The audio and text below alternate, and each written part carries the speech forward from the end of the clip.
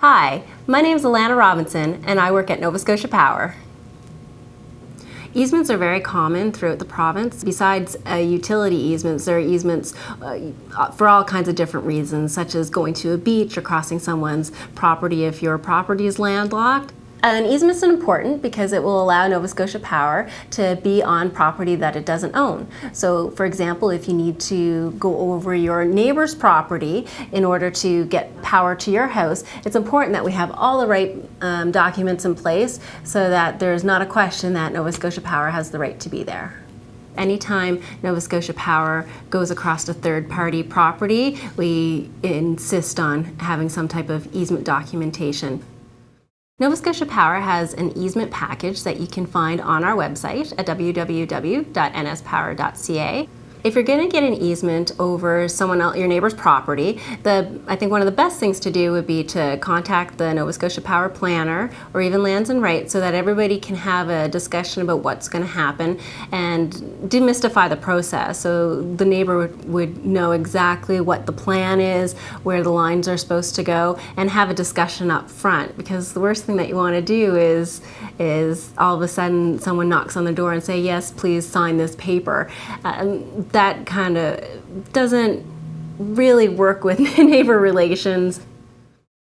Sketches will have to be attached to the easement because this will show us exactly where the easement area is on your land. Of course, you don't want to give Nova Scotia Power an easement over your whole land. We're only looking for the portion that are needed for the poles and the wire. So if we have that sketch attached to the easement, everyone can see exactly what portion of the land Nova Scotia Power is allowed to use. We always recommend that customers contact a Nova Scotia land surveyor to prepare a location certificate of the property.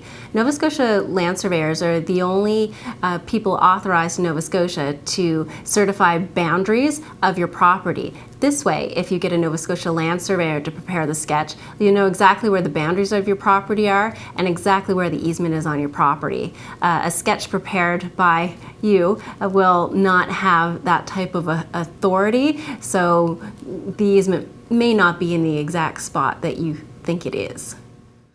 All easements must be registered at the land registration office in your county.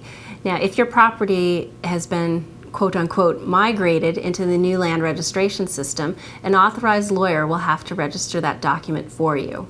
If your property hasn't been migrated, you can actually go to the land registration office and file a proper form and pay the fee and have your document registered.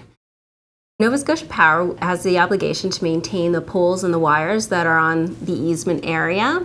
Any landscaping that you would like to do is still your responsibility.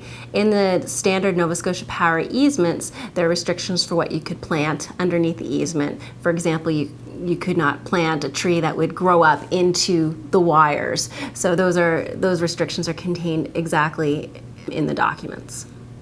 In the easement package, there's a detailed description of exactly how to fill out the easement document. If you have any questions, you can always ask Nova Scotia Power representatives. However, if you've got questions about the actual easement document itself, the contents, any type of legal question, we always recommend that you go contact your lawyer and ask them to review the document with you. As Nova Scotia Power does not provide legal advice to its customers, we want to ensure that you understand what you're signing and that you have the proper independent legal advice that you require.